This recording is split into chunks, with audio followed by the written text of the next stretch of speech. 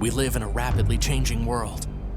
From technological challenges to worldwide crises, we see, design, and overcome. It takes creativity, new technology, and collaboration to create real impact. We're always moving and looking for better ways to live our lives. In short, innovating. These innovations are driven by bright minds, your minds. You are the minds of tomorrow. You will create our future.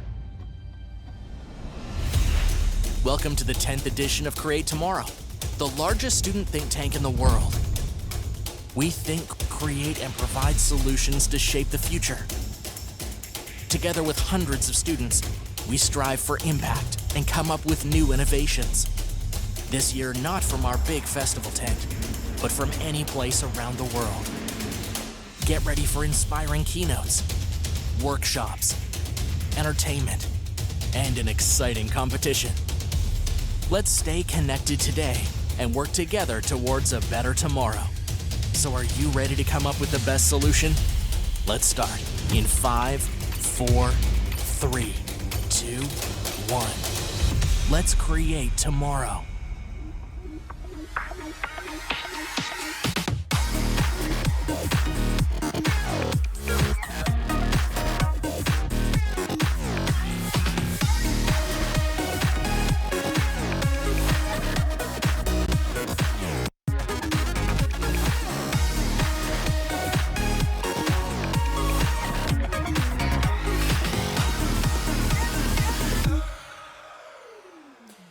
A very, very warm welcome here, live from the Wilming Theater. A very warm welcome to you all, hundreds of students from around the world.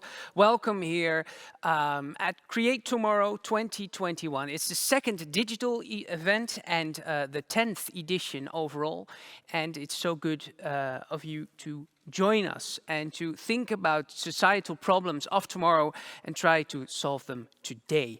And it's an honor, and it's great that you're here. Normally, we would have been doing this in a big tent somewhere on campus, but alas, COVID came along and we had to make some changes, of course, but we will make sure that it'll be a very fun and entertaining and important day, because you as a team have the chance to earn 3,000 euros when you win this total event. And most of all, maybe you can start a company out of the great idea that you just thought up. You have contact with other companies. We'll have amazing speakers such as Mark Tuitert. We have the mayor, people from the province. It'll be a really fun and entertaining day, and we will work on big issues. Afterwards, there will be an evening program where we'll announce the winners. You will work on your problem between the hours of 9 to 5, and then at the end in the evening program, then we'll announce the winner, and afterwards we have a silent disco, and it'll be a hoot and a blast, so to say. Well, my name is Diederik Jekel.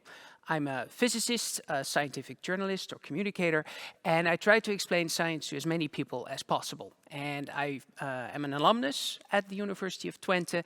I graduated in 2010. And since then, I try to explain all kinds of topics where science meets society, like climate change or new medicine. And for the last 14, 15 months, I've been trying to explain COVID to as many people as possible, and especially at places where normally virologists or epidemiologists don't end up, like RTL Boulevard, for instance, and places like this. If there's one thing that Corona has taught us, besides being a dreadful virus, and I know how tough it has been for students around the world, and if you're still following the rules, thank you so much. Please, please keep it up for the next few weeks and months while everybody in the Netherlands gets vaccinated, and then we can leave this horrible mess behind us. But then we need to think together what we've learned from this, so that it's not all in vain or for nothing. And if I think back to the last 15 months, what struck me was that everything we knew that had to be done in a certain way Corona showed us it doesn't have to be done in that certain way. And that is something that we might embrace. We should fix what was not good and improve it. And for instance, I got a lot of calls. I mean, you're probably annoyed of having to follow your courses and curricula online. And of course, being forced to do that in such a short time frame has created all kinds of problems.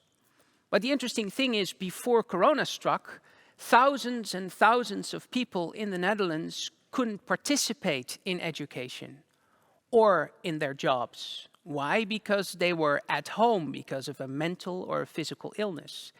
And there was no infrastructure for them to follow along at work because bosses said, well, working at home is too complicated.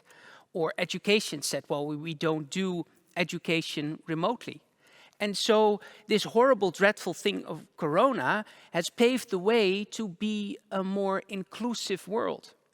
A different example maybe is the fact that housing prices have skyrocketed, especially in the big city. And so often there's not even a place where you can live. It's just that there aren't enough houses. So the problem now is, if you live somewhere far off and you want to find a dream job, then maybe you have to travel for 5 times a week for an hour back and forth, and you don't want to do this, or you can't do this. But now with the possibility of remote work, you might just only need to do this once or twice a week, and then you can just maybe get a job anywhere in the Netherlands. And so it's not just closing doors, it's also opening windows. As long as we together will start to think about how we want to make our world greener, more inclusive, and more equal. And this is something that we have to think about because, for instance, you all know that the factories were shut down due to the pandemic. And so we started to exhaust a lot less CO2. And you would say that that's amazing, I mean, because of the climate change problem. But if you calculate the amount of time that we saved with this, and then I mean, let's say in 2050, just an arbitrary year, it doesn't matter, it's an example. So imagine that we were to say in 2050, we have exhumed all the CO2 that we can before something horrible happens. Imagine now that because of the save of what happened to our world economy, how much was that date shifted into the future? If you do the calculations and see how eager we all are to start traveling again by plane, how eager we all are to start consuming again in the same way that we did before, then you see that the point in time, the arbitrary point in time where you say now is too much CO2, has only been shifted into the future by about 1 month. That is the consequence of the saving of CO2 that we had in 2020. And so this will only have counted if young, intelligent, smart minds like yourself start thinking together on how we want to build a better future. And I think this is your obligation, my obligation as well, but also you, because you are studying to become scientists, or at least brilliant minds. You will be the thought leaders of tomorrow. And with that comes great responsibility. And I always think of Bertrand Russell in this sense. Bertrand Russell was a brilliant philosopher, logician, mathematician, and he said it's the obligation of the scientist to explain his work to as many people as possible. And he basically had 2 reasons for this. First of all, I think that we do the things that we do not just because they're fun, but also because they should improve the world. When I was born in the Netherlands as a white heterosexual male with quite a big brain and a possibility of focus, of a lot of energy, physically okay, I already, when I was born, had received so much I didn't work for. I had parents who were sort of an example for me, who taught me the right things. I wasn't born in extreme poverty. So when I was born, I had all these things coming, and I hadn't worked for them at all. And so I think it's time to give something back if something was given to you. And I think that we all strive to make the world a little bit of a better place. And if you are participating here at Create Tomorrow, then I definitely know for certain that you want to improve the world and make it a better place. But if you want to do this, it is only going as well as you communicate it to society. Because if society doesn't hear from your solutions, if society is afraid of your solutions, then they will not use your solutions. And so it is of the utmost importance that you start to communicate better about this. The second thing that Bertrand Russell said is, when you work on a problem that is so far ahead of the rest of society, then you understand better where the frightening aspects are. I see so many of my fellow sciencey people just working enthusiastically, thinking, oh, this new algorithm will make the world a wonderful place. And they don't even think about the bad ways this algorithm can be used, or the bad consequences that might arise from this algorithm. Of course not, because you're nice people. You think about the good. The problem is there are also not nice people. And there are also unfortunate events. But the person who might be able to best imagine what could go wrong is the expert in the field, i.e. you. So even if you think only of the good things, you also need to think about the bad things so you can prevent them from happening. That is what Bertrand Russell said. You know, when you're working in the forefront, the best what might go wrong. And you have an obligation to do something about this. So you will be working on some big challenges from a lot of companies, inspiring challenges. And with all these challenges, there's a societal aspect. And you need to communicate your solution not only to the judges, but also to your company, to stakeholders, and later on to maybe society if you start a company, or a bank if you want some money, or to NWO if you want to get some money for your research grant. Communication is key in every aspect of your working life, personal life as well, but that's your own problem. The thing is, there is one fundamental rule of communication that I can give you right now, and that is, I can change the way I talk, but not how you listen. So it sounds really dumb and really simple, but this is where pretty much all communication that goes wrong does go wrong.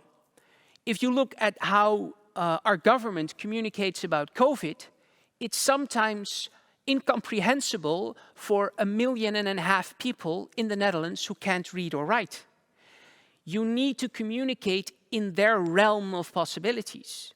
And only when you start to learn to communicate in the minds of the judges or of the company, that is when you can convince them that your idea is the best. Also, if you are going to work together in this pressure cooker environment between 9 and 5, you might end up fighting or not. There might be a discussion. You might have a timid person and a very loud person, like me in one group. It is so important that during the course of the day, when you start communicating with each other, think about the other person when you communicate. How can you make it clear so that it clicks in the minds of the person that you're talking to? And for the people who are loudest, you already know what you know. So being loud doesn't give you more new information. Sometimes the more silent person can come up with great and amazing ideas, but is sort of trepidatious because we loud people talk too much. So today, between 9 and 5, you will work on these cases for the companies. And yesterday, you've seen all the cases and the companies. You had keynotes, panel discussions about different themes, the healthcare, smart cities, future industry, energy transition. And you can have an actual impact on the lives of others. So, a few important things is that there's an important deadline, of course, at 5 o'clock. Don't be late, otherwise your day is for nothing. But there's also an intermediate deadline at 12:30. And again, that's very important. You've received a link to a Google Drive somewhere where you can hand in all your information. So don't be too late. We've got some awesome stuff for you today. Mark Tuitert will have an amazing lecture. We'll have an illusionist, and many more interesting interviews, Q&As, the whole shebang.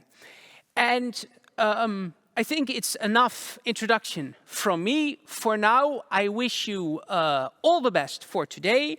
But first, there are some tips on how you might be more attentive for details and stuff like that. Some really good tips for you to get through the day. So I would like to give the floor to an illusionist who uses illusions and bizarre mind experiments to amaze basically you. So please give a big round of applause at home. Just jump up and down on the bench, wherever you are, on the table, at Saxion, I don't care.